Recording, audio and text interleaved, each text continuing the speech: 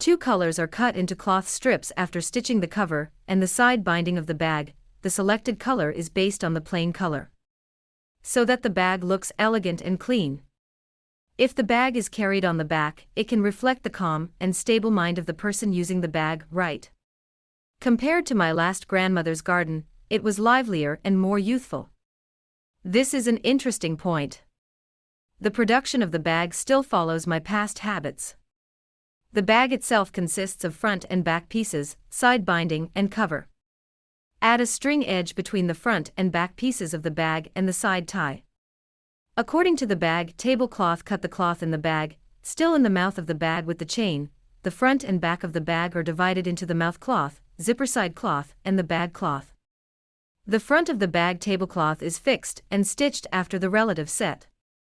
After stitching, the bag leaves the mouth and turns to the front. The whole bag is completed.